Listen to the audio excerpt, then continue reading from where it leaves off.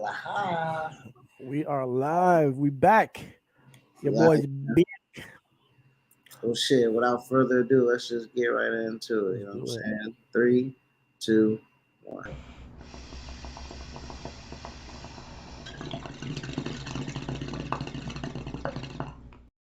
It's simple.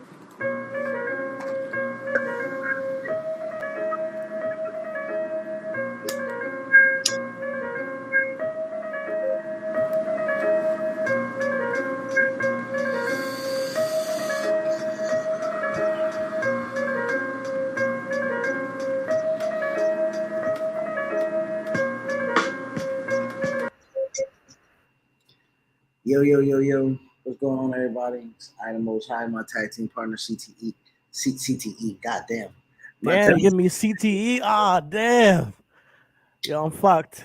Man, I'm fucked, man. my Just pray for me, bro. partner CT, aka Chitty Day. All right, so it's gonna be one of those days. Let me just let y'all know. First and foremost, I Listen, know man. It's Chitty all go do good. spiel. Go ahead, man. You sure you don't got CT? No, I'm not gonna fuck with you, man. Chris a little bit under the weather. Let me not get too on him too much. But here we are. We are the Underground Refresh Wrestling Podcast. Thank y'all for listening. We are back to give you our in particular the weekend that was with everything is wrestling being I think it's gonna be a new format too. You know what I'm saying? huh? Like I think it's gonna be our new format, hitting up the weekends. You know what I'm saying? Yeah, hitting up the weekend. Yeah, for sure. We check us out every Saturday. We're gonna be trying to hit you guys with a pod With the late, to get.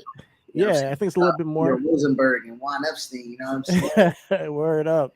Give y'all give y'all a late. little recap of the whole week rather than leaving y'all without the SmackDown recap. But we are, like I said, Underground Press with Rockcast. Check us out on RW Podcast, one on Twitter to follow us, and Reasonable Wrestling Podcast Instagram, Reasonable Wrestling Podcast on Facebook and TikTok. So we are here to talk about the Elimination Chamber. Man, it was a great event. We got a little bit to talk about with New Japan and their show Battle in the Valley. Mercedes Monet, new IWGP Women's Champion. Yeah. A little bit of Jay White got loser leaves NJPW match. We'll talk about that. And Roman, is he one of the greats of all time? Who knows? We'll talk about it. But let's kick it off first with Elimination Chamber, bro. This was I'll give this pay per view all in all a rating of a a B, a B, a solid B. But I do think that some of the performances during this were like star making performances, and uh, was it a little bit bittersweet? Absolutely, in some facets. But let's just start with the first match. It was a women's elimination chamber. I think this probably was my least favorite. Actually, the Bobby and Brock match finish I didn't like at all. That low blow I wasn't feeling it. But the women's elimination chamber match, it was all right. It was all right, But I think the right woman won it. We got Asuka versus Bianca at elimination. I mean, at WrestleMania set this year. I did not expect that to be the match, but when I see it written that okay, we got Charlotte and Rhea and Bianca and Asuka in the women's division main event thing, I'll take it. Was not looking forward to the Charlotte Rhea rematch, but being that Rhea gets to get her one up on her, and she better win this because if she loses twice to Charlotte, then this is just a conspiracy. But here it is. We're gonna get that match, and we're gonna get Bianca and Asuka, which is something that I did not know that they're gonna go with because I assumed that we're gonna get one of the four horsewomen versus her or something in that face. But her and Asuka could slap, so I'm excited for that. Well, shout out to the four. Well, outside of it's only two, right? It's Mercedes and Charlotte. Clearly, they're doing their own thing, but shout out to Bailey and Becky taking it upon themselves to like, hey, we can build a program without the title. Yeah, We can build a program. You know what I'm saying? A good secondary feud that doesn't include us running in with the women's title. So it's literally like it's three separate feuds, singles feuds, not tagged or mixed match or anything like that. It's three single feuds going on at one time. Rhea winning the Royal Rumble, pick calling her shot for Charlotte. Binky, aka Bianca, hold steady at Survivor Series and waiting on her. Actually, she had a match at Royal Rumble with I think Alexa Bliss.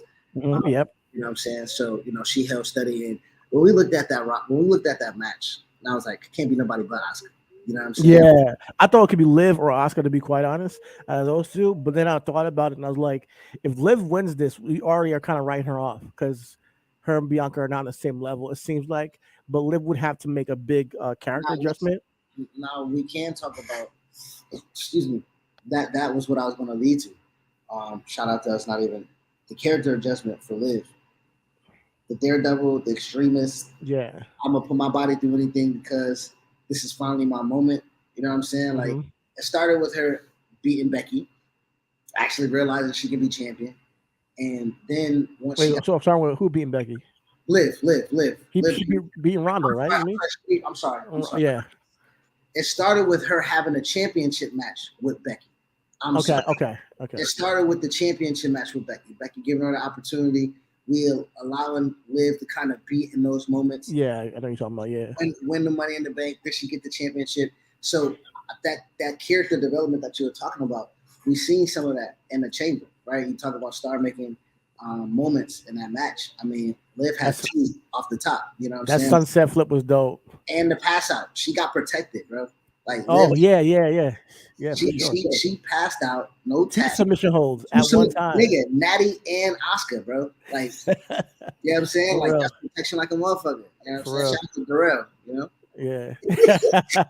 Hall of Famer, right? But yeah, I think absolutely. Oh, you mean Darrell? I think you meant Darrell Rivas. Nah, you're talking about Darrell the condom. Okay. Hey man, protection on all fronts. Nah, man. Is it Darrell or Doralex? Which one is it called? I ain't use that. Nigga. I'm gonna be honest.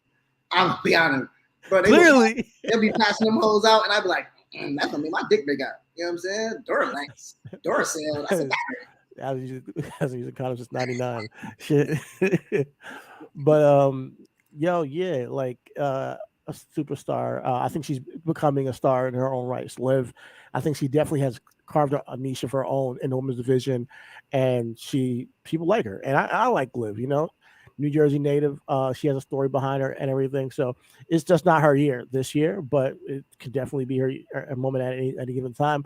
I'm glad that we're giving Asuka the respect that she deserves, and not just like sometimes it felt like they were using Asuka as like a test to get over to the main event, you know, and they were just bypassing her a lot. That's what I mean, to be quite honest, like I would get into combos with Phil all the time about it, like because that's his favorite, and you know, he would pretty much be like, "Yo, like they're wasting Asuka," you know what I mean? Like they're not giving her the best, and this goes back to our like days in the sun conversation.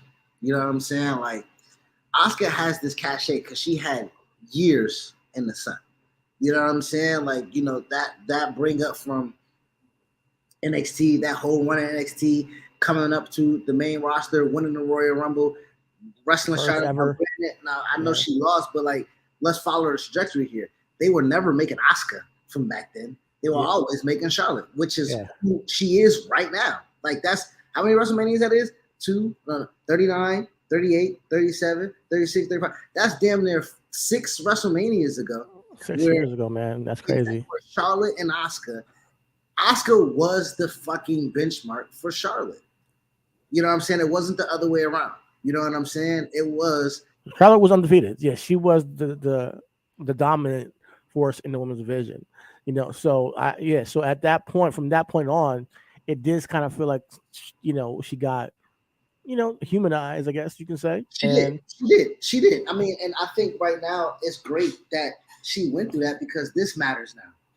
You see what I'm saying? Like, again, the ebbs and flows, the emotional roller coaster that we have with wrestling doesn't just go with matches. It goes with storytelling. It goes with storylines. It goes with character development, right? And with that being said, when Asuka made her return back as Evil Asuka or Kana or whatever the fuck, he was like, that pop at the Royal Rumble. Go back and watch it. Asuka took the mask off. The whole crowd. Chamber, nigga. Yeah. Like, Asuka is popular. which Asuka is is which is why she's used as the benchmark. Which you know yes. what I'm saying? So her and which is why she should have won this match. Her and Bianca feels like a match that's WrestleMania worthy, I could yep, say. And it feels like a match that Asuka could possibly win. She's a threat. She's an actual threat to Bianca. all we care about. Yeah. That's all, So like you know, like and mhm. not to move forward or anything like that, or bounce around. Um, you mentioned that was your least kind of one of your least favorite matches, man. I would say following the order of the card. Bobby Brock being on second, we knew some shit was about to happen. Second, Edge, Maria, Beth, and Finn. They had a really good show. They tore the house down. Yo, I did not care about. You know, damn, yo, but they tore the house down. they That was did. one of the best matches of the night. They did. They Yeah. did. And I would say one of the best matches or one of the best like. Yeah, I think the spots the ladies put on two powerhouse women, the spot they That's did, the only thing I cared about. Dominic's interference. I, You but, know, that's what I care about. I think Rhea and Beth deserve that Amazon show up. mhm. We've done Finn and Edge plenty of times. I know the concerto leads into I'm protecting my wife, I'm holding my wife down. But shit, just have them on the corner. Just have them on the outside. I think it serves us better, and I get it. This is Edge. I understand it. The business and logic. Edge returning back to Montreal, 17 years. Got to be on the card. Make it a mismatch instead of having one match. I understand. Yeah. But I only care story-wise and match-wise and spot-wise. Beth and Rhea.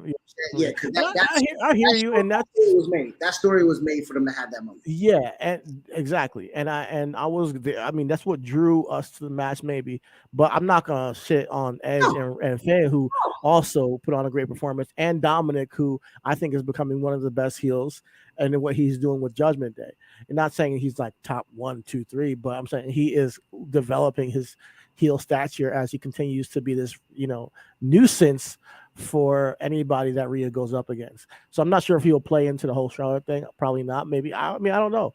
Possibly. I know he's gonna have probably Ray at WrestleMania. I can see Rhea telling Dum, I got this by myself. You know what I'm saying? Yeah. Because she needs her one uppance on her. Yeah. And then he got to face his dad. At WrestleMania. So, but I think he's doing a great job of just getting the heat. Man, he's doing a great job of getting heat. Everything that he did by running away from Edge, going backstage, coming back, like the whole match was a flow to me. And I like to say, all right, what are we getting? So I can look at the card and be like, oh damn, the card. I'm not super interested in this match, but once they give me the match, I'm like, oh, they delivered, and that's what they did here. They delivered 100%. Now, Bobby and Brock again did not deliver to me. I don't know why we can't get a clean match with these two. I don't know why. It was weird that Friday it was announced that the winner was going against Bray. That was odd too. I mean, I don't know why Bray wants Bobby or Brock. I think it's interesting, but it just seems like, hey, what would be a good WrestleMania match for Bray? Let's just give him one of these big dudes and give him a good spot, And I will say Bray is in need. A lot of people online are saying Bray needs this, right? A lot of people are saying Bray needs to have a formidable opponent that tests his in-ring capability because a lot of people aren't here for the theatrics. You know what I'm saying? Which I don't necessarily agree with, but I understand. You know what I'm saying? They got to get us there. Here's the thing, I like the theatrics, but I think people get lost in Bray's antics. I think the Fiend was confusing, and then it eventually made sense. It made sense. So it was like, oh, okay, this is like a crazy situation going on here where he debuted with the mask and all, and it's just him. It's Uncle Howdy thing. As much as I can be like, listen, I'm not going to judge it. I'm not going to even ask it.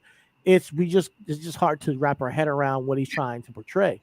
So if you want it to continue to evolve and just organically evolve, we can do that. But there's going to be a lot of people in the meantime that are going to be fucking confused. Then he comes out and he does something there's a challenge that's even more confusing because we don't know what your connection is to Bobby and Rock. What's your beef with them? Like they're just random. So it's just his development since he came back has been convoluted, and I don't think that's a shot at him. I just think that No, it's I mean just it goes to in coordinates of what he had that interview, right? He said, "Yo, I don't know what the fuck gonna be going on," right? And I think we're seeing that. You know what I mean? Like I think mm, we're seeing where what is the direction that we can do with Bray? Okay, what is going to matter the most? What is our ROI? You know what I'm saying? Like again, we signed the guy back, got a budget, production budget, all types of mhm. shit. What is our return of investment to make people care about this guy? What match can we set? Um, But with I Bray, it's not going to just be the for at least for me. For Bray, it's never been about the booking because I feel like it's always been about the story to the match, the story he tells to Roman, the story he tells to get to John Cena, the story he tells to get to whatever it is, whoever he's competing against, whether it be Daniel Bryan or whatever. It's always been, oh damn, this guy has thought deeply about this, and it got me excited for the match because whether he's trying to get Daniel Bryan to come into the Wyatt family, whether he's trying to get Cena to turn evil, whether he's trying to say anybody but Roman. Like everything has some substance to it. That I'm like, yo, that I can dig. I can see why this guy's demented and what he's trying to accomplish. I don't know what Bray's motivation is right now, and I hope we get that more clear as time goes on. So the match, yes, could I see Bobby and Bray be a good match? Absolutely. I love both of these guys. Can I see Bray and Brock be a great match? Absolutely. We've seen that before, but I would like to see it again. I wouldn't mind that. Could I see them having a triple threat and it'd be a good match? Absolutely. The match is not what I'm worried about. It's how do you get us to be invested in that match through the storytelling. Now, I will also say the storytelling portion of it all is very, very much uh, important. But I do feel what other people are saying. When that bell rings, you know what I'm saying? Like, where is the improvement? Where is the story going to be told within the ring? I Where got is the story going to be told within the ropes? Are you menacing enough? Right? Because Bray's a monster. It's menacing. Well, Roman already said, "Nigga, you ain't no monster unless I'm here." So like he already done put an end to Braun and Bray, and so like where does this come back to? Like he can be a monster to Bobby and Brock when they like, nigga, the fuck out of here, man. You know what I'm saying? Like it's nothing that's demented enough to be like, yo, shit gonna torment you. You know what I'm saying? Like, and I think that's what I'm waiting for. I feel you. I feel you. Hopefully we get some more answers moving forward towards Russell Rhodes WrestleMania. We got what 6 weeks, man? It's crazy. 6 weeks to WrestleMania. 6 weeks. We got 3 weeks of my birthday, which I just like time just flies. So yeah, man, we'll see what goes down. Coming this coming March through April, and hopefully Bray's in a good spot because obviously our favorite wrestler. We as we still stand here, he's still our favorite wrestler. And we need him to be doing something cool.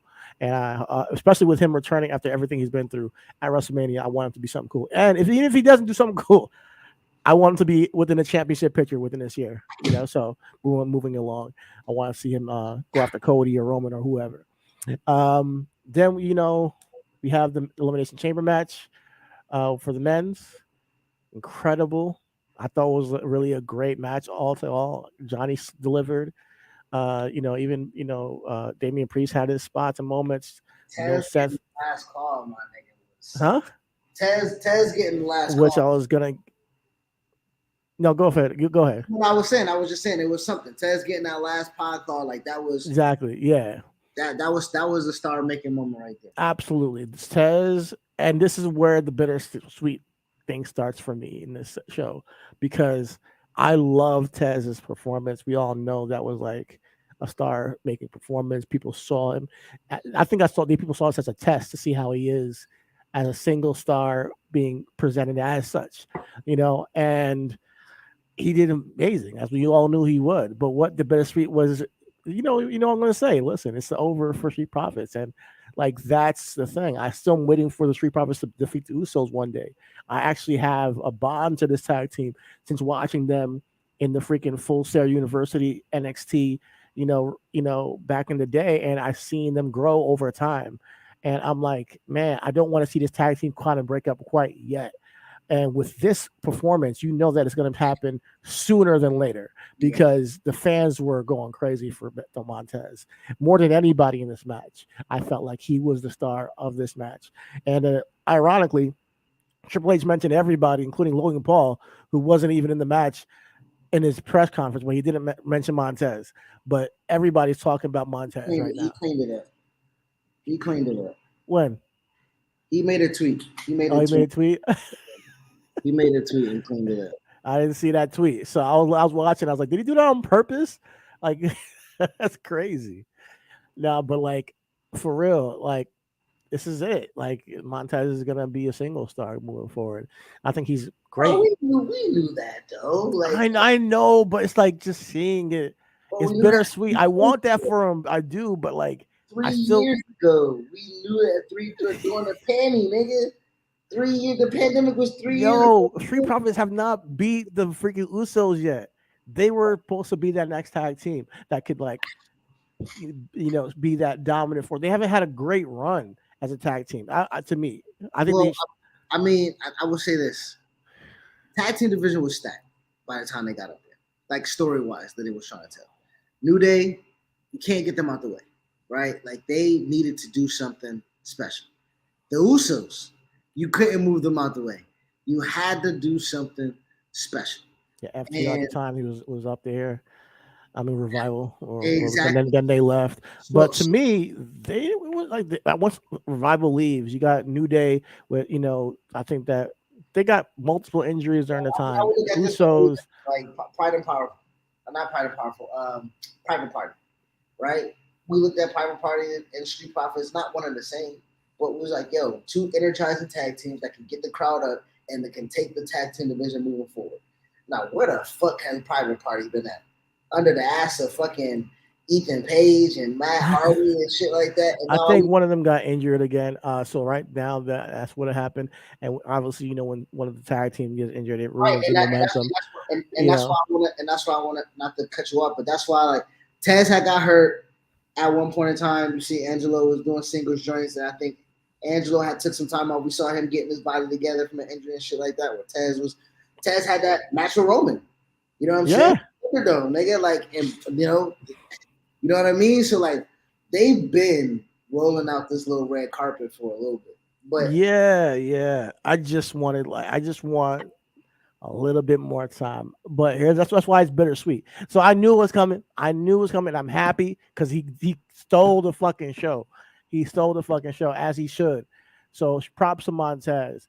But I don't think it's bad saying that. Listen, I love the Street Profits and everything they were doing, and I do think that they could do a lot more in the tag division. I hope it's not the end.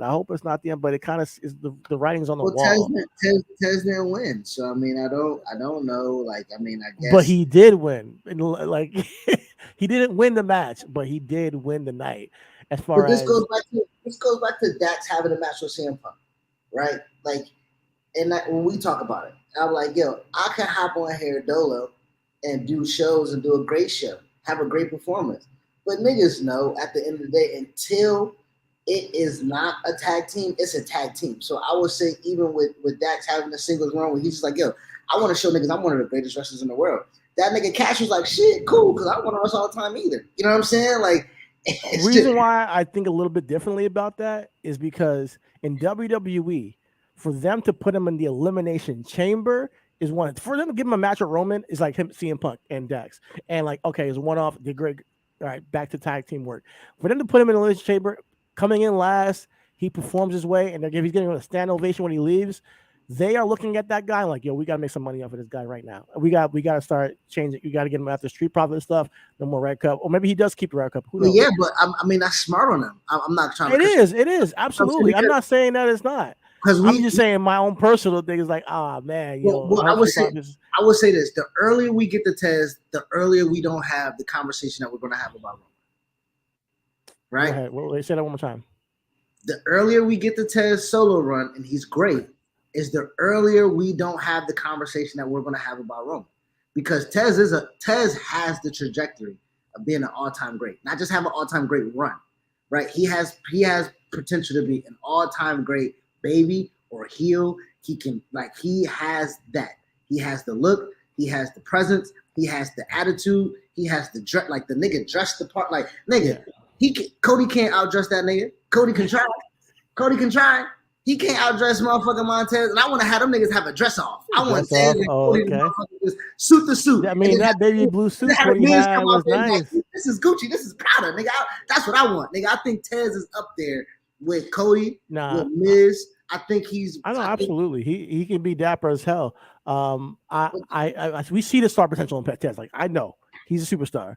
You know, I'm gonna miss Street Profits, and I just see the writing on the wall, and it's gonna hurt me personally when they do break up. That's all I'm saying. But shout out to Tez, it was incredible, and I look forward to your singles run because it's right around the corner. As feels like to me.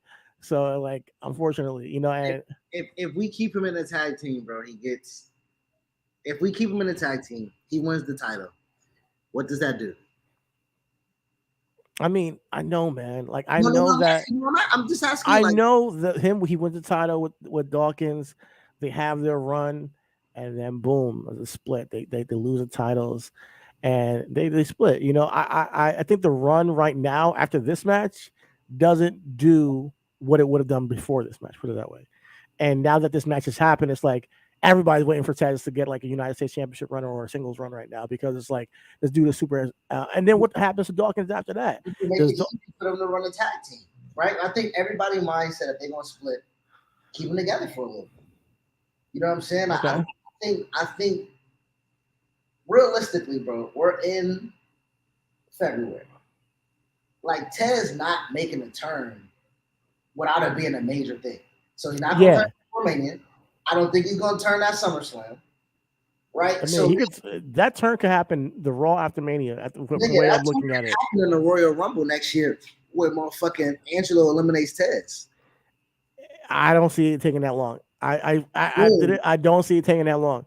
I see that it happening maybe the Raw after WrestleMania, or maybe after Extreme Rules, or WrestleMania Backlash, whatever they want to call it. Like around then, I do. But I could be completely wrong. And if they do extend it, then yes, we get to see one more run with Street Profit before they split. And then what does that mean for Dawkins? Because Dawkins has had an impressive match a couple weeks ago with Damian Priest.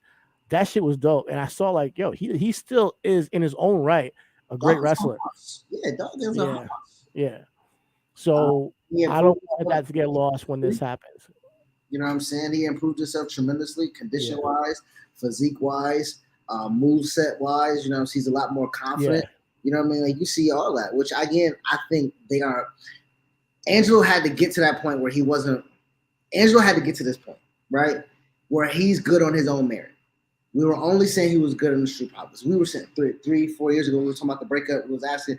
Now, 3-4 years later, Angelo can stand on his own. Now, I don't think that he's Eric Rowan. You know what I'm saying? I don't think that when they break up that he's going to be, but I do think that there is something for him. There is something for him being, positive. He don't have to be the disgruntled one. I would like to see Tez get the heel first. I can't see it. I want Tez. People love him too much. That's what I'm saying. That's the whole point. That's what I'm trying to tell you. Storytelling, nigga. Okay. Bro, y'all, you love the Street Profits so much. Yeah. You get another motherfucking shot against the Usos. The third time, the niggas lose the match again. Instead of that hug, they sitting on the mat crying each other. This nigga Tez said, "You motherfucking weighty ass nigga, you holding me down. This is the third time I ain't been a champion, motherfucker. Bitch." You know what I'm saying? I want to see Tez go off on Angelo because therefore it makes it easier for Angelo. You know what I'm saying? I think it makes it harder because I think that since Angelo is already quiet, for him to get that babyface sympathy, it was like we kind of. I think some people would be like, "Oh yeah, Tez, that makes sense," since rather than it be like, "Oh damn, how could he do that to his brother?" I think Dawkins turning on him would be like, "Oh yeah, I guess that makes sense because see that's what makes he was still in the spotlight." You know what I mean? That's why I feel like the tag, whenever it breaks up, it don't have to be now. It's gonna be impactful. It's gonna be impactful. No matter who does it to who, right? That team or that feud is gonna be made. It's gonna be bigger than primetime player shit. You know what I'm saying? Of course, yeah. We try to do that. It's not. You know what I mean? Like we've seen it go wrong.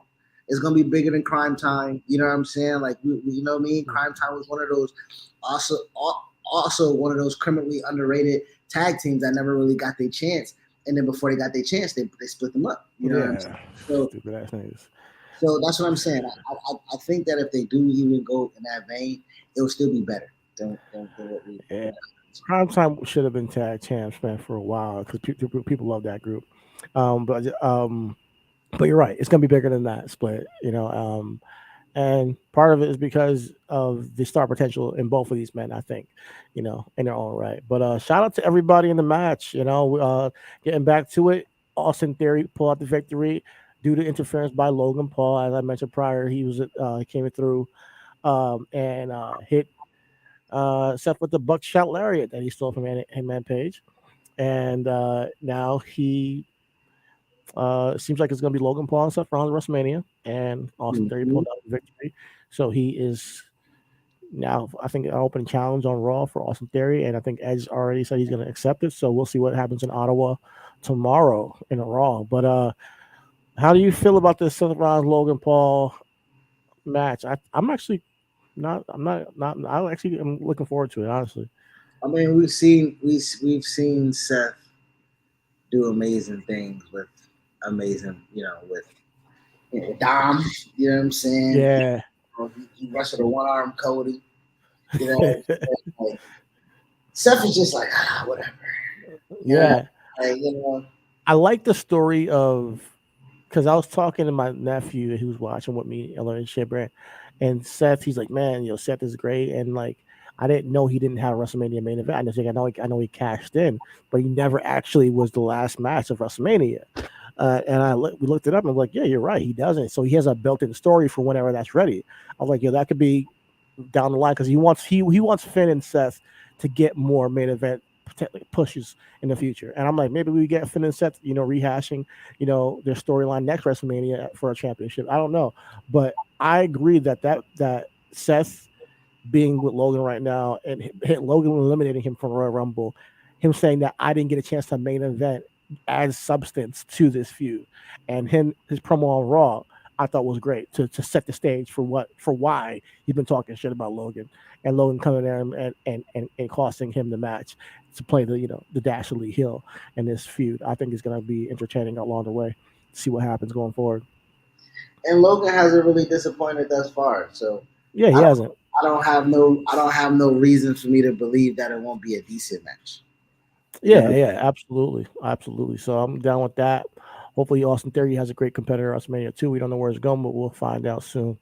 Um, um, Moving along, we got Roman Reigns and Sami Zayn in his hometown of Montreal.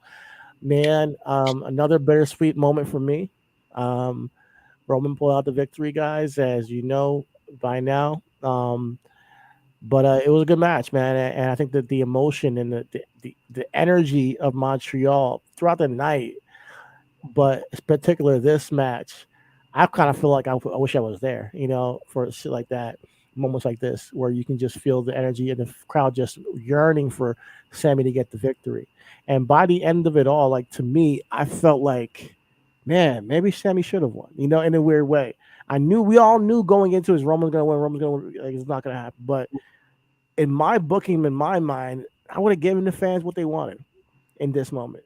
Sammy, like, if I had my choice, I would book it because it ended up being kind of a schmozz at the end. Like two refs got taken out. Jimmy came and interfered, got knocked out, to help Roman. Roman, he ended up kicking out of and continuing the match. Another ref got knocked out. Jay came down. Roman kind of coerced him to hit Sam with the chair. He then tries to spear Roman, but he hits Jay. Jay's out. Next thing you know, he gets speared by Roman, and it's over. The next thing you know, the ref comes in and counts it. Even the second ref, he like saw everything that Jimmy did to beat down Sammy, and he just starts pinning Sammy down. I thought that was kind of, you know, awkwardly planned, But it would have been a DQ, honestly. But he ended up pinning Sammy out. Like my nephew was like, maybe Roman paid the ref or some shit because it looked like obviously you could just saw, but like you saw like Roman got him on the books or some shit because that ref came in immediately after Jay stop pummeling and hitting the splash on Sammy. So there were certain moments in the match where I felt like we were a little bit off. But reason why I would have given it to Sammy is look, just hear me out for a second. Okay. Sammy wins this match. Big, huge ovation pop in Montreal. He gets his moments. Roman comes on SmackDown this week. Sammy, I need a rematch. I am not leaving until I get a rematch. I need a rematch. Or they set the stage for a week later, saying, "All right, you want another shot? I'll give you a shot. Me and you, no interference. You gotta ban the bloodline. None of that stuff. Just me and you in the ring, and we get a blood-lusted Roman versus Sami Zayn on a SmackDown and wherever. And we need Roman Reigns to go crazy and destroy Sammy and win the titles back en route to Cody. And his whole thing is, listen, there's no one that's taking this championship from me ever again. I am here to stay, and not only that, I have a another gear of I'm here to not just win. I'm here to dominate. I'm here to kill or be killed when you step in the ring with me. I'm not just trying to win. I'm trying to embarrass you. I'm trying to, pretty much be more extra violent, a more bloodthirsty version of Roman. When you had Avengers Infinity War, you had, you know, Thanos come around and he was very much calm in his demeanor and his whole movie. And he already knew it was a prophecy that was like going to happen. And he ends up winning. But when you see Thanos in Endgame, and he's like a younger version of Thanos, he's a bloodlusted Thanos who's ready to kill anything in his past, and he's gonna go by force, by any means necessary to get what he wants. It's a different kind of gear, and that's the kind of story I would have told with Roman, and then getting to Cody, where I would personally like to see more. I would have Cody go through hell to get the title off Roman, including having him busted open and all that stuff. So that's what I would have put the arc for this story, just to get that moment to Sammy, because I think he deserved it. That's tough because you sacrifice Roman and what he's done for 900 plus days to give Sammy a moment that you're going to take away from him anyway. You know what I'm saying? I would say this.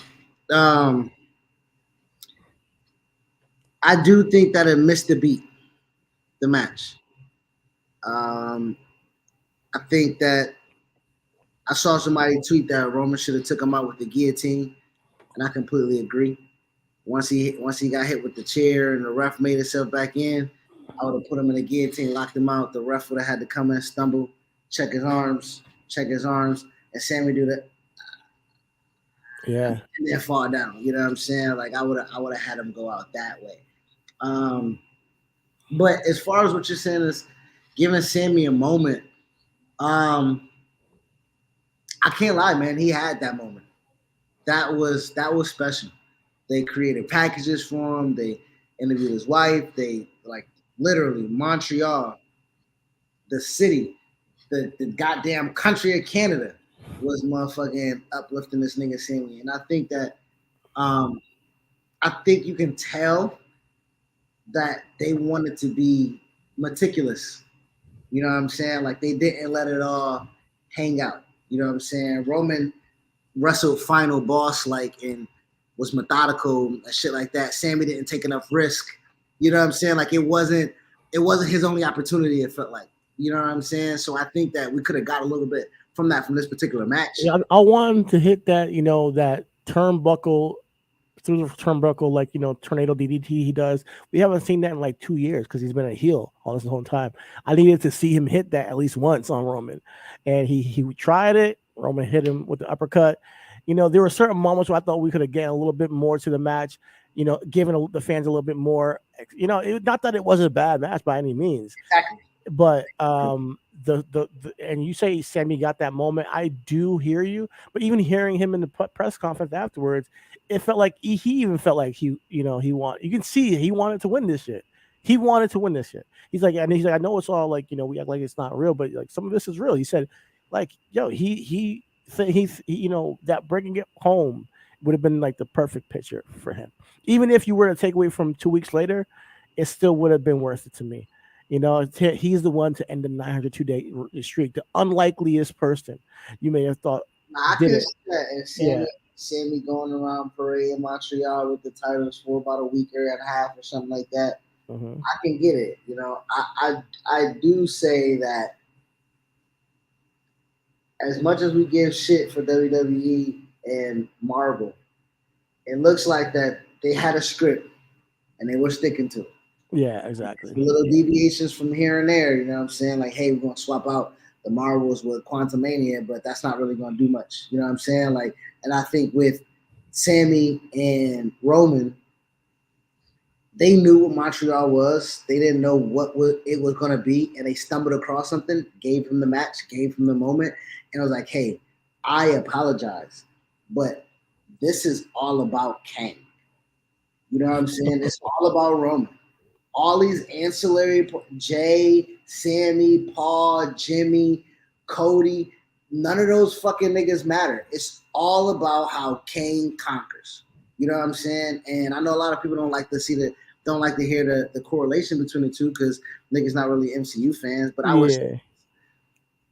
Roman. Okay, what you want to name him?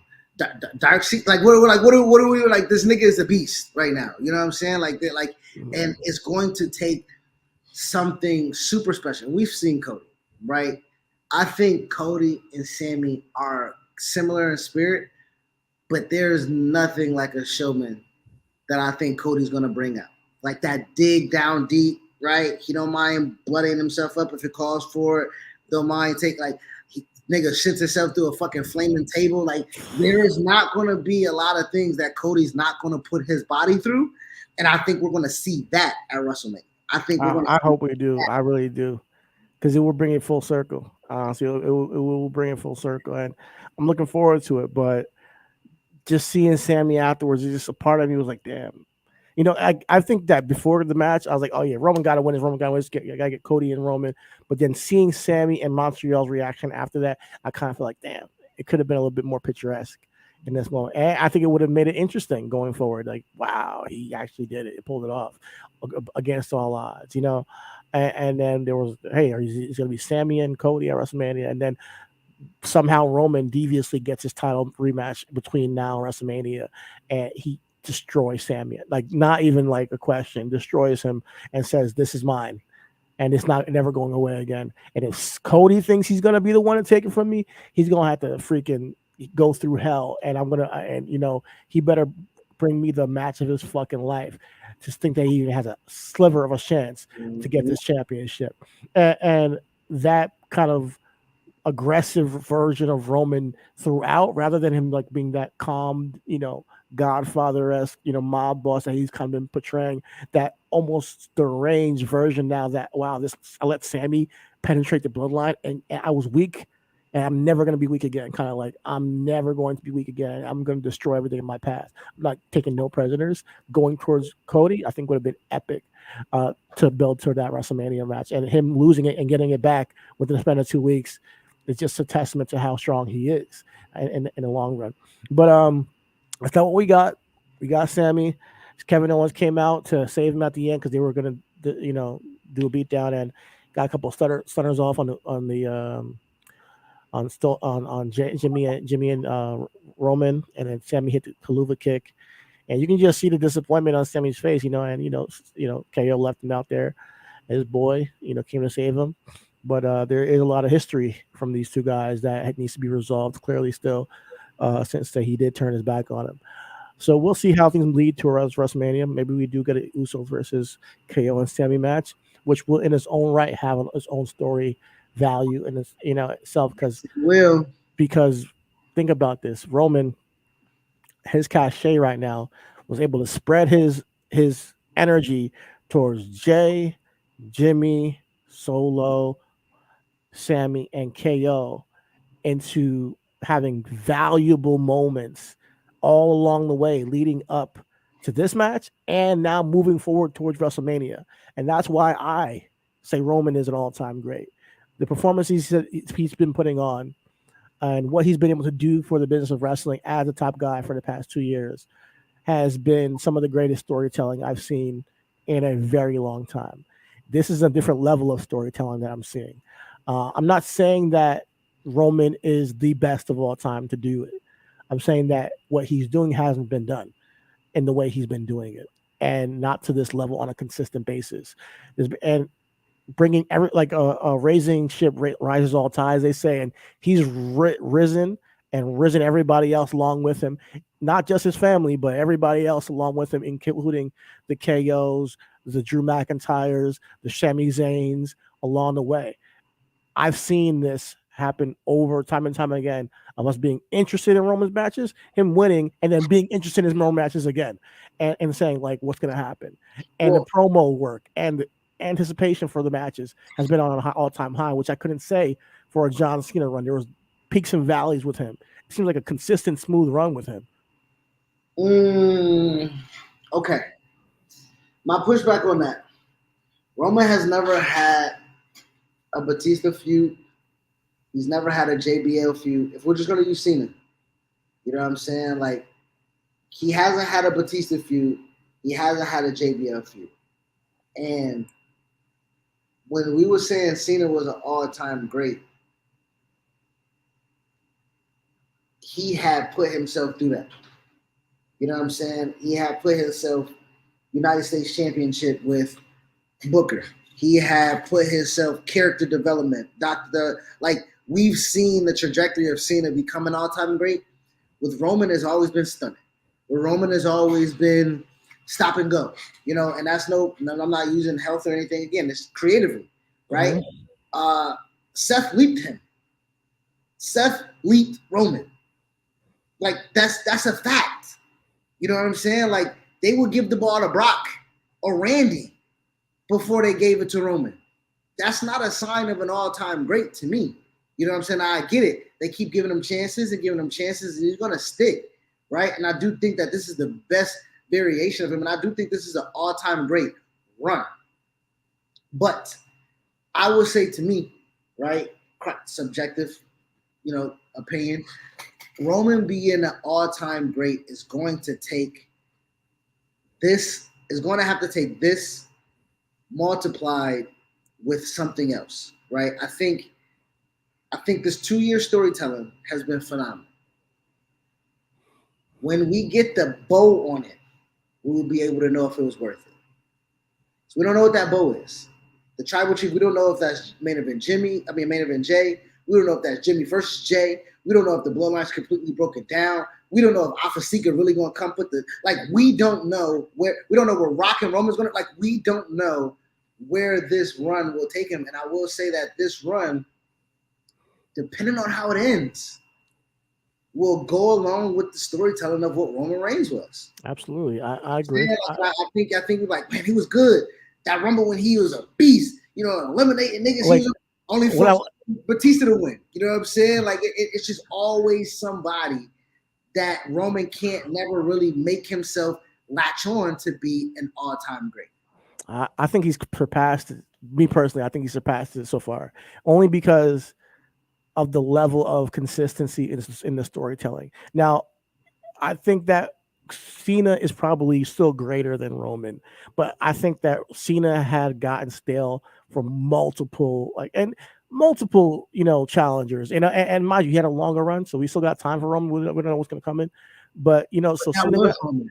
I'm sorry to cut you off. That was Roman. No. You're right. And I want to go back to that because we can't. You say that Seth leaped Roman, which I think that you can say that in a sense because they gave the ball to Seth first. It wasn't Roman's time yet. He didn't have it all together. And guess what? They gave the ball to Randy before they gave it to Batista or Cena. They saw that first. So it's like a thing of where I still wouldn't say Randy's better than Cena. I mean, I don't know. That's an argument to be made. Maybe he is. But I think that as far as being the man that this company is built around right now, he's doing a stellar job. And everything he had before this, he was amongst the guys in the crowd. And he had his peaks and his valleys. He had certain moments with Bray, whether it would be with Braun Strowman, things he's done with Brock prior to, leaving for his illness. All types of stuff, and it all garnered some type of attention. Even with Undertaker, that boo after he beat Undertaker for I forget how long that was. And then all he says is, "This is my." He's always garnered that reaction, going all the way back to the Shield. The Shield is not the Shield without Roman. People be acting like Seth is the Shield and that's it, but without Roman, and mind you, it's all three of the guys, but Roman, that doesn't work without Roman. They were saying CM Punk was going to bring up Cassius Ono and Tyler Black and make a Shield group, and that's not going to be the same. It would never have been the same. That right there, Roman adding the piece to the Be the Powerhouse added such a dynamic that made this group feel so well rounded to the point where he stood out more than they did. People were chanting for him before they started booing him. That's a real truth. They were chanting for Roman before they started booing the hell out of him after they split. So the reaction he garners and the emotion he garnered from the crowd, I think up until his illness, made him a star. Now he's come back. He's fully formed, and his confidence is up. His wrestling is at an all-time high. I think he's a better wrestler than Cena. I think there's a lot of people who think he's a better wrestler than. Yes. I'm not saying he's greater than Cena. I'm not saying he's. I will say that, yes. Yeah, I'm not saying he's a greater. But these things make him an all-time great. Also, he's done it in the group. He's done it by himself. He's done it now and lifted everybody else in the company up, where we cared about everybody he's faced all along this 2-year run. And saying, "Oh, it's just a person." We thought Drew might be able to take it. We thought KO might be able to take it. We thought that, So I think that's why I had to say, man, I've been invested in wrestling in a way that I haven't been in it in a while, and especially the Jay program. I never thought I would be so interested in Jay Uso that I went and got I'm gonna get him T-shirt. That's it, partially due to his performance and what Roman was able to do by raising his stature up. What he's done with Sammy to this point, man, we got behind him so much because we're like, how is Roman going to react? Or is he going to be able to take Roman down from the inside? Or are they going to trust him? And, there's so much that have happened because Roman was able to let people go and cook. But I do want to piggyback off that and push back. That goes to the growth of Jay, for one. Absolutely, true. And Sammy been doing this for a decade. As far as just making niggas love him, you know what I'm saying? Like that fatal 4-way in NXT, was like, come on, Sammy. You gotta beat Neville. You gotta beat Tyler Breeze. You gotta beat Tyson Kidd. You know what I'm saying? Like, so Sammy's been that nigga for a minute. And then when he finally won, he didn't even get a chance. Just goes back to Sammy had his moment. Sammy has had moments. Full Sail, NXT, he built that fucking place, right? And for so long, they wanted to give the ball to some people else, right? And Sammy was the star. Sammy was the guy. Until Kevin Owens came, right? And once Kevin Owens came, Kevin Owens was the guy. And that subsequently has been the trajectory of Sammy's career, his whole fucking stint in WWE. Bringing that back to Roman. Roman's going to be linked. Right? How we say Seth has never had main event matches and shit like that. Seth and Roman is going to be tied together for a long time. Oh, for sure. Right? It's Triple H and Rocky. You know what I'm saying? Like I see them two as like just battling of who, like you say, who's going to take this company, because Roman's going to take this company to heights business wise that Seth and I going to be able to do. Right? Roman's going to Seth Meyers, and he's doing Saturday Night Live and shit like that. But Seth, you want to talk about investing? Monday Night Messiah, Intercontinental Champion, when there was no title on Raw, like Seth was a draw. Always been a draw, always been a character draw. And when it comes to when I'm making a comment of an all-time great, it's not to diminish Roman as if he isn't great. What is an all-time great? I think that to be an all-time great is done different ways. I think that the way it looks is different all the time. The way that Roman's going about doing it now, he's doing it he's doing it as a heel. He's doing it like he reminds me of Triple H a little bit in a way that he made his money the best runs as a heel. Even DX was great and all, but as the heel Triple H, Evolution is kind of his peak. Even before Evolution, Cerebral Assassin, that's his peak. That was his peak performance as like in his body, like his performance in the ring. I think that character, But then he got Evolution, and he brought up Batista, and this is the Evolution version of Triple H, like with the Bloodline. That's what I compare these two to. Like, yeah, Roman had great matches, like as the big dog and all that stuff, but that's what he's like. Now he's like with the Evolution portion of his career, like Triple H, where he's running the company, top dog as a heel for 903 days plus now as champion. And no one's coming close to his performances, his mannerisms, and his mic work, his cadences, how he takes his pauses, how he communicates with the crowd, his trash talk, how he knows to like look over to Sammy's wife in the match and talk shit to her. Every little thing he does is reactive to the crowd now. It's not that's his quest. That's him on his quest to be an all-time great, right? So when we make the comment, is he one now, or is this performance the one that is putting him on the map or putting him on top of everything? I will say this. Has he crossed that threshold yet? And you're saying no. And I'm saying he's there almost. I will say this. The threshold of being an all-time great just does come with what he's doing right now, right? It does come with what it is that he's doing right now. It does come with I guess it comes with the evolution of the character, like you say, you know what I'm saying? Yeah.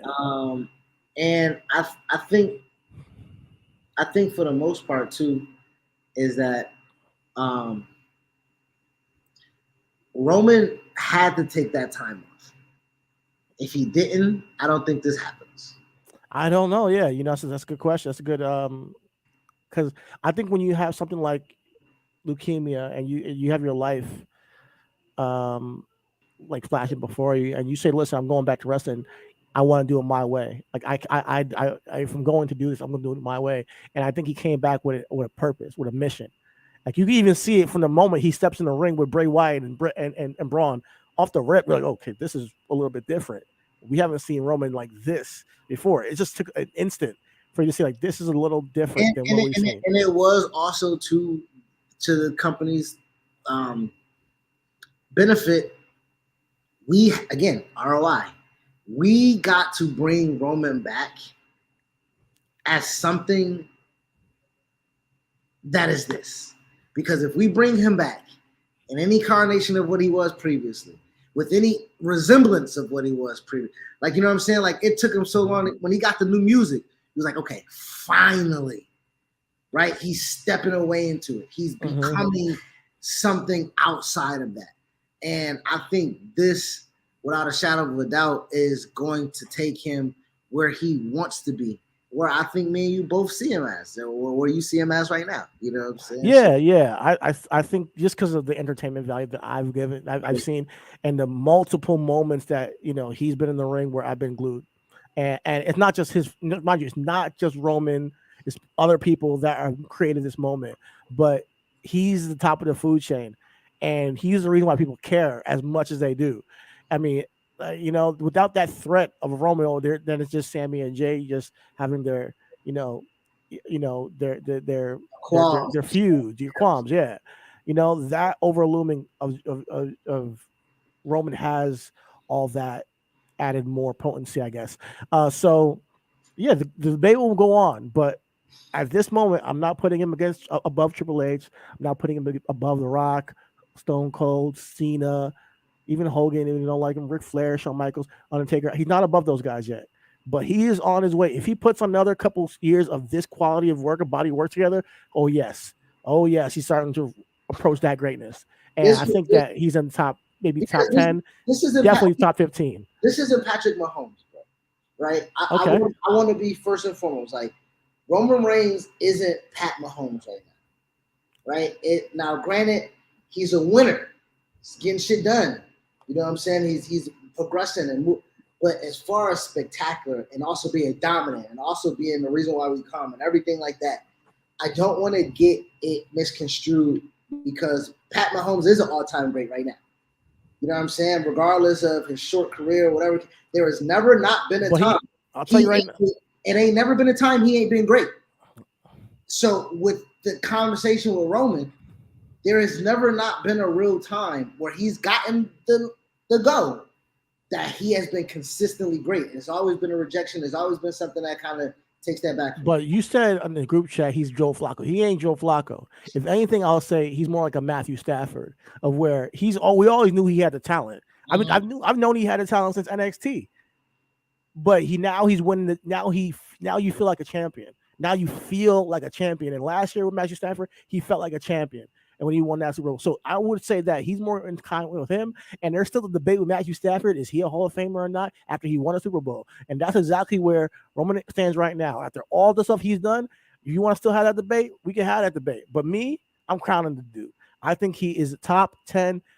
If not top 10, definitely top 15 wrestler of all time, just off of the body of work he's put together so far over the past almost decade, like 9 years.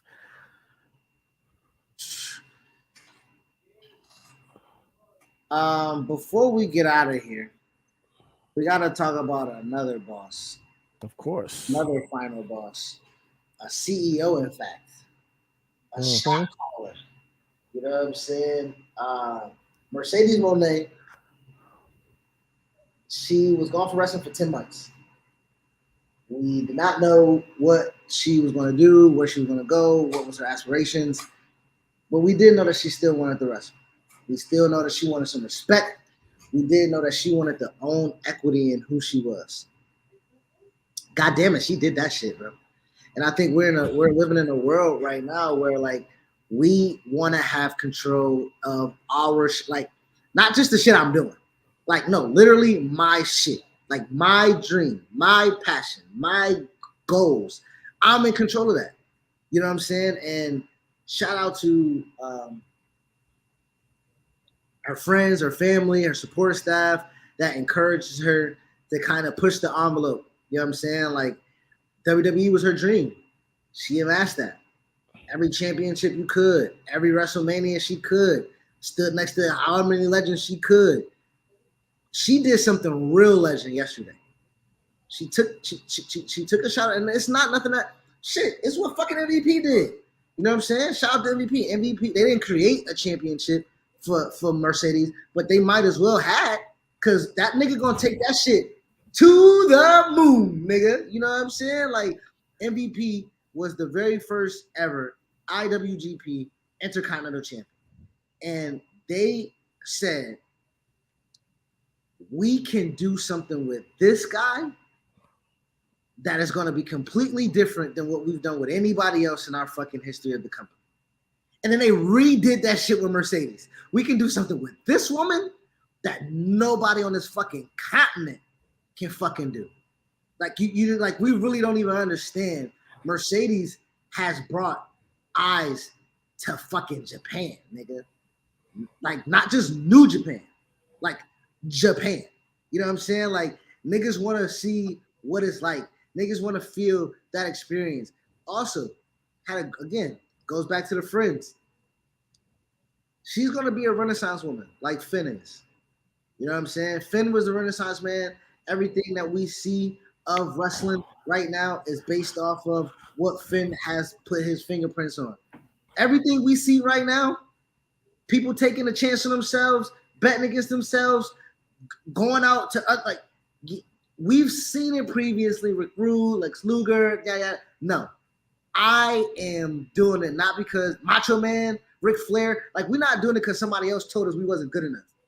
You know, we doing it because I'm at the peak, nigga. And I said, bye, deuces. You know what I'm saying? Like I've told y'all plenty of times, I want creative control over what it is that I want to portray, my character, what it is I want to do. And y'all niggas like, oh, nobody's bigger than the Shield. Cool. I'll go make my own path. Right? This is akin to AEW or USFL or XFL. I was just about to say, like, this is just like that. You know, I was just about to say, first and foremost, shout out to Mercedes Moné. I'm just happy she's happy. Yeah. I see the smiles on her face on her Instagram, and every photo I see, big smile. She's chasing her dream, and she's loving it.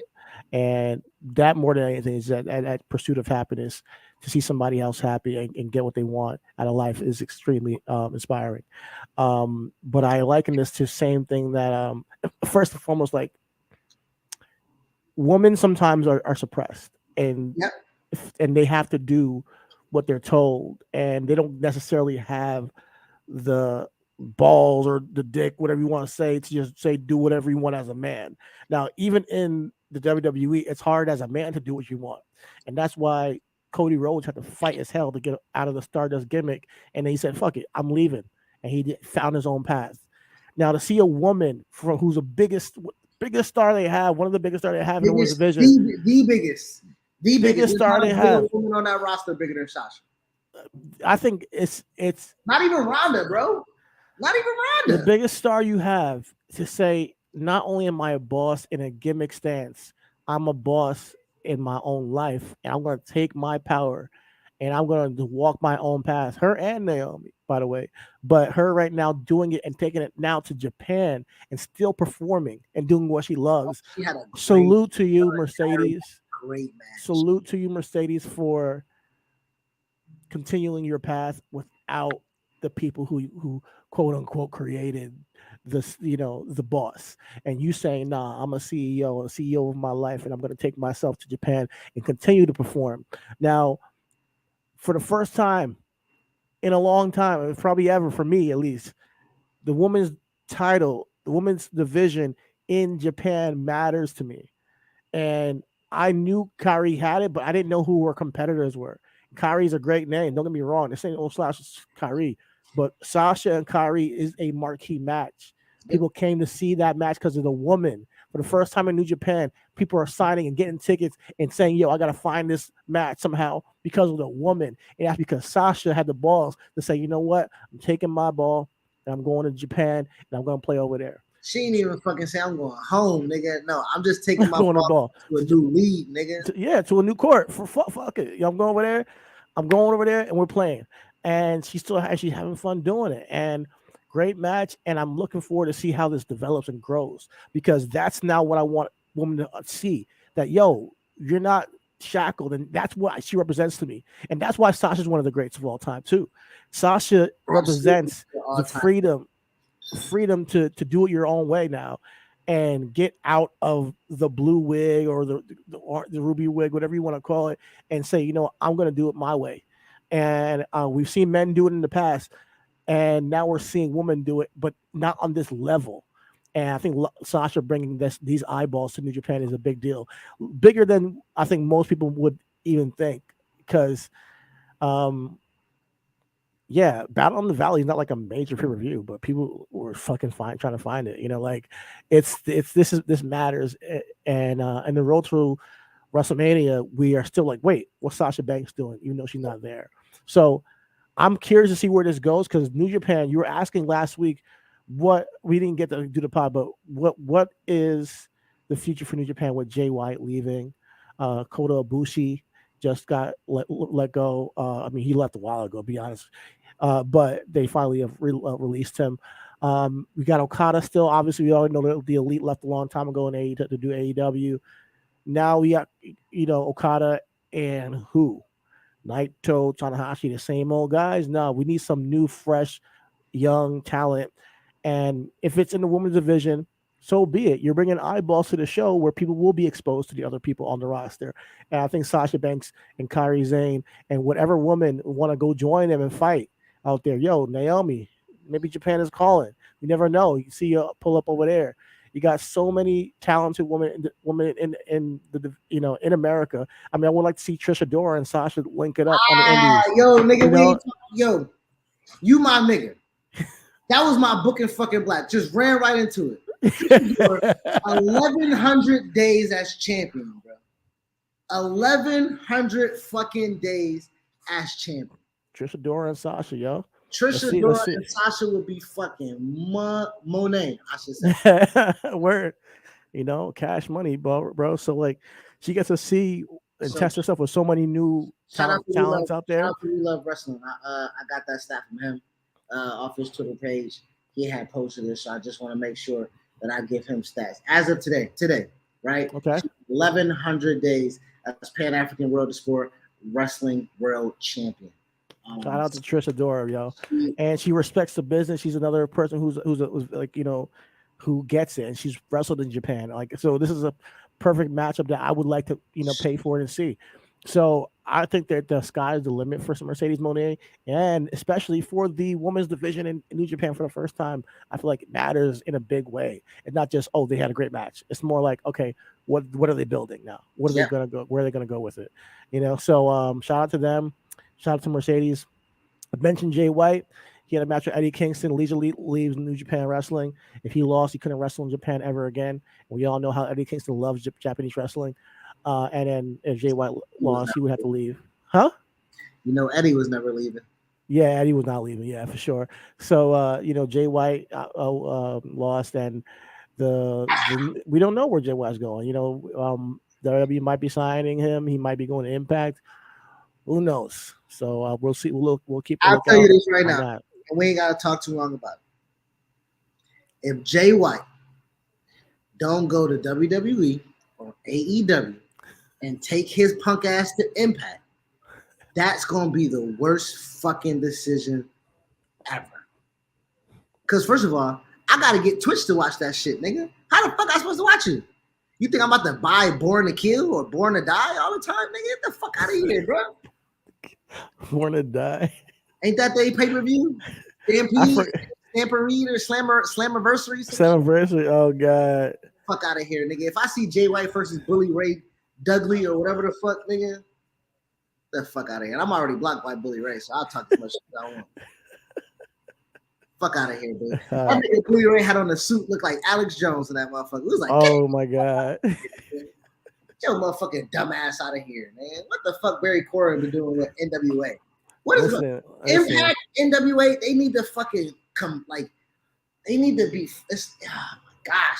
They're like regional sports networks, right? Like, bro, sell them hoes off. Sell them hoes off, bro. Nah, like, we don't want wrestling to die. We don't want any wrestling company to die. I don't want wrestling to die, but what is it? Bro, I remember, we talking about Penny, right? NWA. I used to go watch that shit. Speaking of a la Eddie Kingston, Ricky Starks, we was going to, Eli Drake was that motherfucker. Nigga, like NWA has went by the wayside. Yo. The wayside. And I was going to fucking Impact to watch Jordan Grace and Mickey James and Deanna Purrazzo and motherfucking the women's division over there, knockout division over there, Chris Bay, Austin Ace, motherfucking like the Impact had a run, and what killed it was Rich Swann, Kenny Omega, when they never gave my nigga no motherfucking run. They never gave my nigga no shine. They treated Impact like the fucking bitch ass niggas that they was, and that is when I said, well, shit, if they treat them like bitch ass niggas, I would treat them like bitch ass niggas too. I mean, you ain't spitting nothing but facts, yo. They showed that AEW showed that nigga no respect. Showed them niggas no respect, bro. So, and that's what Tony Khan get. That's why Nick Khan called that nigga kid for like a 35-minute interview, nigga. You a kid, nigga. You a fucking kid, nigga. That's what the fuck your dumb ass get. Yo, they keep saying that it's a war, and I don't see it, man. That nigga Tony Khan said it was a war. If you don't get that shit the fuck out of here, bro. A war where? It's a war going on outside. Nobody's safe from, motherfucker. Like, ain't no war wrestling. You know what I'm saying? Like, what are you talking about? Listen, hold on. I'm listening. I'm a real avid Levitar show. I love the Levitar show. If the Levitar show want to come get reasonable wrestling, I sell this shit out. Me and Chidi will talk about it, but hey, I'm from your umbrella. Listen, so I'm listening to the Levitar show, right? They have Tony Khan on, and the nigga is just on it, just like, yeah, they were tampering. I'm like, okay. Every sports does it. I can guarantee you this. Executives are savvy enough, GMs, owners, shit like that. They know, hey, we ain't finna do it. We don't need no tampering. We don't want to lose no money. Hey there, Randy Orton, go talk to Cody for me. You know what I'm saying? Like, it's not that hard. Hey, Kevin Owens, go talk to the Bucks for me. You know, it's not that fucking hard. You know what I mean? And it's not tampering. It's just, how's things going over there? Yeah. It's like just subtle. Subtle whispers, you know. I'm saying? Like, yeah, how you like, you how you like it over there, bro? Yeah, exactly. Yo, Mania season coming. I think you can be. You know what I'm saying? Yeah, yo, for real. If I were him, I'm like, yo, tamper back. You got Cody's number. This is what I'm saying. Everybody that comes from WWE, he gets. Yo, get Dolph Ziggler, get Mustafa Ali. You know, you did it with fucking everybody they dropped. Yo, do it back. There's a war going on? No, dude, this is business, dude. They're not your buddy. They're not your friend. They don't want to fuck with you. They want to destroy you. They've said it live on live on the fucking Hall of Fame. Triple H's like, yo, listen, Billy, listen, I will buy that piss down company just to fire your ass. Like, this is not a joke. They would do that. Not a game. Mr. Kicks up, I'll fire the fuck out you, bitch, and then bring you on as a coach, man. They don't respect you. So understand they the ops. And that means if you fuck around with MTR and you wouldn't give MTR what they want, they're gonna be tweeting shit that says, you know what, maybe I'll go back. Well, and it's not even so much that, like, real life, like, we've talked about it a lot. Tony Khan is in a position of Triple H, but not in a position of Triple H. Because I think Triple H, just like Tony Khan, doesn't want to have the wherewithal or the fluidity in business conversations, right? He just want to be like, he said it as much. Like, man, if I can just book creative and shit like that, then, like, I'll be happy. I think Tony's burning both ends of the stick, and he hasn't learned that yet. You know what I'm saying? Like, you're not Vince. You know what I'm saying? And I think even with that, like, Tony doesn't have the money, right? He has it for it, but it's gonna be so much that, you know, you're gonna be able to. He's doing great business. I don't think his dad is mad about the business that he's into. I don't think his dad is upset that he's diversified his portfolio. You know what I'm saying? But I do feel as if, though, when you talking big dog contracts, he negotiated that contract, the renewal of AEW at the Lebertar show. He did it in Dan's office. You know what I'm saying? Back in January. So a couple years ago, like, I remember he came back on the show. It was like, done, we're back. And I'm like, oh shit, because me and you talk about, I'm like, yo, are they going to sustain? Right? And I think what Tony Khan needs to be able to diversify himself and differentiate himself with is that you, as the coach, the leader, the Bill Belichick, you know what I'm saying? Like, you can't be Nick Sirianni giving a middle finger during the Super Bowl, bro. You know what I'm saying? Like, you see Jalen Hurts, I'm like, bro, what the fuck you doing? You know what I'm saying? Like, you have to move. And if you want to be different from Vince, if you want to be different from Triple H, if you are watching a product and you know that the product is getting hot, therefore, you got to spend a little less time emotionally charged of what interviews and internets are saying, and then run the best fuck. We talked about it. Dynamite was not a good show. Dynamite was not a good show, and you sacrificed it for Rampage not to be really a good show either. You know what I'm saying? Like, so, like, we got other things. Like, having Twitter feuds with fucking Ariel Helwani. Like, I saw that, and it's embarrassing, honestly.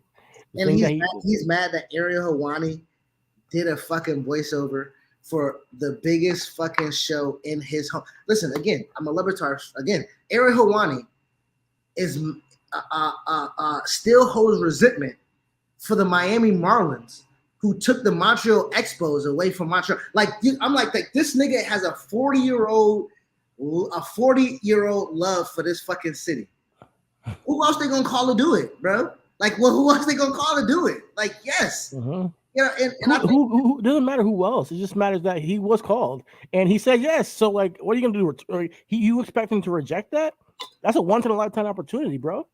Like, you know, so, like, I don't get Tony Khan sometimes. You know, I really don't. I don't either. Is he gonna be mad at Shaq if Shaq ever goes on WWE? You know what I'm saying? If you are you going, you know what I mean? Like, I don't. So much for being unbiased. Like, what's wrong with you, bro? You're not a fan. And then get that through your head. I know you're a fan. You were a fan. You are a fan, actually, but you gotta, like, operate. But that's my thing. Like, Ariel was unbiased. He asked the questions that he's supposed to ask. Now, whether Tony was supposed to answer them or not. Now, again, is Ariel asking those same questions with Trips? I don't know, but I know he asked the questions with Cody. You know what I'm saying? Like, yeah, he asked the questions with Cody. You know, so, like, I don't know what we're trying to. I mean, what were you talking about? Ryan Satin, he's in the pocket too. You know what I'm saying? Is Fightful in the pocket? Like, where is this going to extend to? You telling me that in my wrestling thing is they that have a relationship with other people? it's gonna happen for one. Well, my thing is you shouldn't even care, bro. You shouldn't even care. Like your mind should be on so much other shit. Like, why do you have the time to tweet that shit in front of the whole entire world? And that's why Nick Khan's calling you a kid. Like, that's the thing that gets under my skin, because no matter all the work that the MJFs, John Moxley's, Kenny Omegas do, you can still fuck it up with your mouth. Just like Vince. True. Vince can fuck up no matter what the creative, no matter what the talent look like. If we know Vince had the book and we know he's erratic, we know he can fuck some shit up. So with Tony Khan, not saying he's erratic with the book, but he's erratic, period. You know what I'm saying? And I think that has to be nipped in the bud. Yeah. But yeah, that pretty much wraps everything up. Then we hit everything, bro. Yeah, that was a good little pod. Thank y'all for listening on SoundCloud. Appreciate y'all always. I see y'all. But yeah, man, it's been a good wrestling. This is where things kick up, you know. So I mean, we still trying to figure out if we're gonna be out in LA. I'm trying to make it. I think I might be able to, but we'll see going forward. Because I'm really excited for this shit going down at WrestleMania. And we got Culture coming up. We got Wale Mania coming up. If we're not there, we definitely, send our love to everybody. We'll be there. But I'm looking into that. We don't know what our plans will be yet. But we'll be in touch here every single week on Saturdays. Check it out, guys. Check it out on Saturdays. We'll try Saturdays or Sundays. I mean, we'll be back here either on the weekends. Look at that! Look at that on the weekends. On the weekends, and because there is a Saturday show sometimes, there is Sunday show sometimes. The best time to get the information out to you guys. And when we aren't around, catch us on all the medias and socials. RW Podcast 1 on Twitter. Reasonable Wrestling. We're not on Instagram and Facebook as much as we should, but we will, because during this upcoming week, I know Joint Roller Ayatollahs, rotations.